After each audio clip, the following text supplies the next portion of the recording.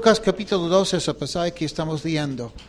Vamos a leer en un ratito. Pero en el Evangelio según San Juan, capítulo 1, vemos que Juan, siendo teólogo realmente, habla de la venida de Cristo también y dice que el Verbo se hizo carne y habitó entre nosotros.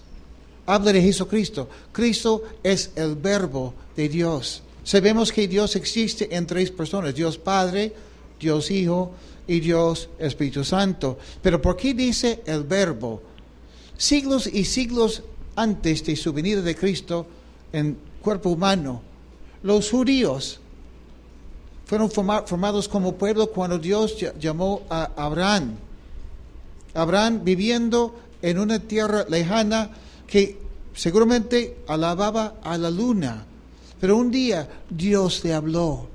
Y en varios momentos Abraham tuvo contacto con Dios y Dios le hablaba de ciertas cosas. ¿Quién es esa persona de Dios que le hablaba? El Verbo, Cristo. Pero a través de la historia del mundo, no solamente con los judíos, sino con otros pueblos, la gente se daba cuenta de que si hay un Dios que existe, que es real, ese Dios superior, ese Dios perfecto, ¿cómo podría una persona pecadora, una persona siendo tan humano, tener contacto con ese Dios? Porque nos sentimos cortos si somos honestos con nosotros mismos, ¿no? Y llega Juan, y Juan explica que Cristo es el Verbo de Dios. ¿Qué significa eso? Bueno, los judíos tenían sus conceptos, pero los griegos también. Los griegos, como ustedes saben muy bien, tenían a muchos dioses.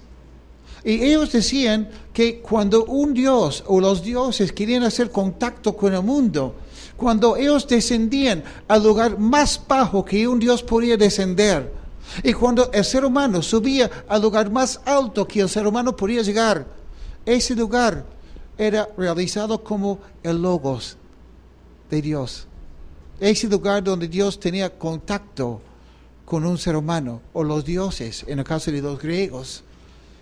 Ese es el Logos. Y Juan llega y dice, Cristo es el Logos, el Verbo o la palabra de Dios. Los judíos, su idea era que Dios se revelaba a la gente y se manifestaba a través de la creación y a través de la revelación o a través de la sabiduría. La Biblia habla mucho de la sabiduría que viene de Dios. Y Juan dice, entre otras cosas, que Cristo es la luz del mundo. Él es el que alumbra el camino de la persona. Y luego Juan va explicando que Cristo es la palabra de Dios. No podemos separar a Cristo de la palabra de Dios, la Biblia, ni podemos separar la Biblia de Cristo. Pero muchos habían esperado que esas profecías del Antiguo Testamento se cumpliesen en algún momento. Pero muchos estaban ya decepcionados también con su religión, con lo que había pasado en sus vidas, y la gente ya no sabía qué esperar. En un momento de oscuridad nacional en cuanto a los judíos, en un momento de oscuridad en cuanto a los seres humanos con el Imperio Romano, tanta esclavitud, tantos problemas, tanto vicio, tanta violencia, tanta injusticia. Parece como hoy día, ¿no? Escuchamos y leemos un texto famoso, precioso e importante para nosotros. Lucas capítulo 2. Dice, por esos días, Augusto César promulgó un edicto en el que ordenaba levantar un censo de todo el mundo. Este primer censo se llevó a cabo cuando Quirino era gobernador de Siria, por lo que todos debían ir a su propio pueblo para inscribirse. Como José era descendiente de David y vivía en Nazaret, que era una ciudad de Galilea, tuvo que ir a Belén, la ciudad de David, que estaba en Judea, para inscribirse junto con María, que estaba desposada con él y se hallaba encinta. Y mientras ellos se encontraban ahí, se cumplió el tiempo de que ella diera a luz. Y ahí tuvo a su hijo primogénito, y lo envolvió en pañales y lo acostó en un pesebre porque no había lugar para ellos en ese albergue. Esa idea de envolver regalos que muchos hacen en la Navidad no es nuevo. Cristo también, o mejor dicho, Dios Padre envió un regalo a nosotros envuelto, pero ¿en qué? En pañales. ¿No? Qué lindo es eso. Dice, en esa misma región había pastores que pasaban la noche en el campo cuidando a sus rebaños. Ahí un ángel del Señor se desapareció. El resplandor de la gloria del Señor los envolvió. Ellos se llenaron de temor. Pero el ángel les dijo, no teman, que les traigo una buena noticia que será para todo el pueblo motivo de mucha alegría. Hoy en la ciudad de David les ha nacido un Salvador, que es Cristo el Señor. Esto les servirá de señal. Hallarán al niño envuelto en pañales y acostado en un pesebre. En ese momento apareció junto con el ángel una multitud de las huestes celestiales que alababan a Dios y decían, gloria a Dios en las alturas, paz en la tierra a todos los que gozan de su favor. Cuando los ángeles volvieron al cielo, los pastores se dijeron unos a otros, vayamos a Belén y veamos esto que ha sucedido y que el Señor nos ha dado a conocer. Así que fueron deprisa y hallaron a María y a José, y el niño estaba acostado en el pesebre.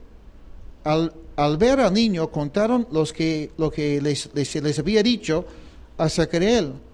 Todos los que estaban escuchando quedaron asombrados de lo que decían los pastores, pero María guardaba todo esto en su corazón y meditaba acerca de ello. Al volver los pastores iban alabando y glorificando a Dios por todo lo que habían visto y oído, pues todo había sucedido tal y como se les había dicho.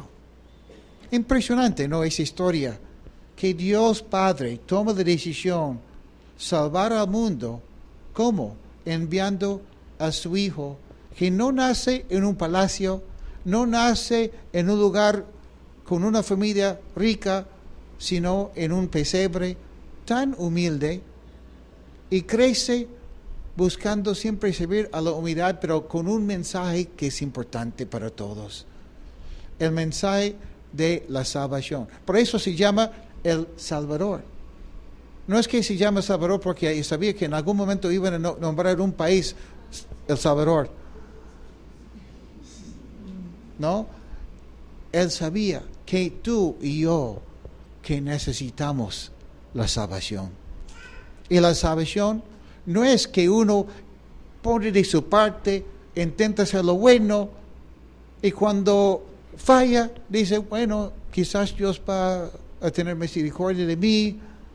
Nada así, sino el Salvador vino y pagó nuestros pecados en la cruz. Dio su vida para que cualquier persona que confíe en Él pueda tener no una segunda oportunidad, sino una vida nueva. Una vida nueva con Cristo, estando con Él. Por eso el nombre que menciona el Antiguo Testamento cuando habla de Cristo es Emmanuel, Dios con nosotros. Dios con nosotros. Dios al favor de nosotros. Dios no está abandonando al pecador, sino le da la oportunidad. ¿Cuán importante es eso para los que no conocen a Cristo, los que nunca han entregado su vida al Señor? Decirle a Jesucristo esta noche, si no lo han hecho antes, Señor Jesucristo, esta noche entendí que tú diste tu vida por mí, que viniste a este mundo por mí, que yo necesito tu perdón, necesito que tú estés conmigo, quiero que tú seas mi Señor, te entrego mi vida. Y cuando tú haces una oración o algo así, o lo expresas de todo corazón, la Biblia promete que Dios te perdona y que te limpia y empiezas una vida nueva, con Él. Y quizás también hay personas aquí que pensaban que habían entendido o piensan que han entendido porque sus vidas han cambiado en algo. Pero sus vidas han cambiado porque han confiado en sus propios esfuerzos, sus propios actos, sus propios hechos. Si fuera así, no sería necesario un Salvador. Cristo pagó por nosotros porque no había otra manera, no había otra forma. El único que paga el pecado de nosotros, el único capaz es Cristo el Señor. Hay uno solo que es el Señor y uno solo que es el Salvador. Se llama Jesucristo. Lo lindo es que cuando vino Cristo, algunos le estaban esperando y con muchas ganas. No, en otros textos leemos la historia de algunos que cuando llega Cristo con su mamá, con María y con su padrastro José, que algunos en el templo le estaban esperando con ganas, ¿no? Y qué precioso es eso. Ana y otros. Pero otros también sabían que él iba a llegar. Y en vez de estar listos para recibirlo con mucho amor, todo lo contrario. Desde el inicio, Herodes y otros intentaron matarlo. ¿No? Esa es la maldad de la raza humana. Pero estamos aquí esta noche, creo yo, porque la mayoría, por lo menos, estamos a ese lado que queremos a Jesús, amamos a Jesús. Y ahora estamos esperando su segunda venida. ¿En qué momento? No lo sé. Pero Él promete que va a volver y va a gobernar. Y lo importante es que tenemos que estar listos, ¿no? Yo sé que eso quizás no es un mensaje tan navideño como uno espera, pero es parte del mensaje de Cristo. Él viene por segunda vez. Él lo ha prometido. Y quiero que estemos listos. Lo lindo es cuando pensamos, ¿Cristo me amará o no me ama? ¿Cristo qué opinión tiene de mí? A veces como cristianos nos olvidamos. Tomamos momentos así también para recordar. ¿Y cómo es que Cristo manda que recordemos de Él? Una de las maneras es celebrando la Santa Cena. En la Santa Cena no es que la copita o mejor la galletita se convierte en el cuerpo de Cristo. No es eso. Cristo, por si acaso, ya está en el cielo. Hace buen tiempo. Tampoco no es que al tomar la copita, esa copita se convierte en su sangre. No, su sangre ya fue derramada por nosotros en la cruz. Pero sí son símbolos que nos hacen recordar unas cosas importantes, ¿no? El cuerpo de Cristo, roto por nosotros. Lo que está roto en tu vida, lo que tú has malogrado, lo que otros te han hecho. Cristo murió por eso. Cristo murió para que tú puedas ser sanado y sanada de esas cosas que te fastidian tanto. Vino Cristo por eso. Y la sangre derramada por ti. Quizás tú has pensado, como yo he opinado muchas veces, he clamado a Dios, pero siento que mis oraciones ni llegan al techo. Parece que Dios no me escucha. Bueno, si tú entregas tu vida a Cristo, la Biblia promete que sí, Dios te está escuchando por la sangre de Cristo derramada en la cruz.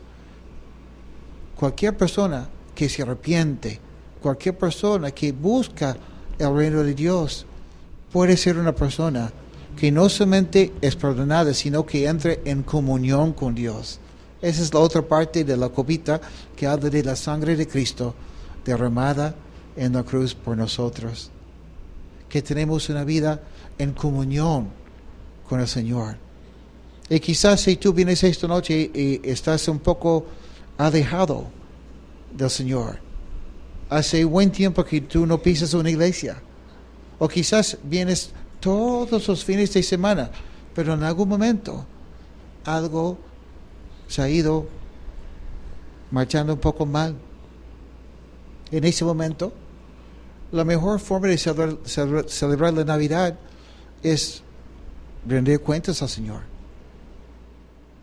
y tomar unos minutos. Los músicos van a venir y van a tocar una canción, y mientras que están tocando esa canción y cantando también, les invito a cantar si desean, pero más importante es preparar su corazón.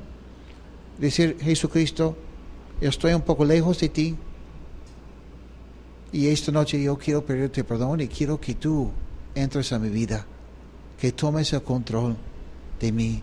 Yo quiero confiar en ti, quiero vivir contigo, quiero vivir en comunión contigo.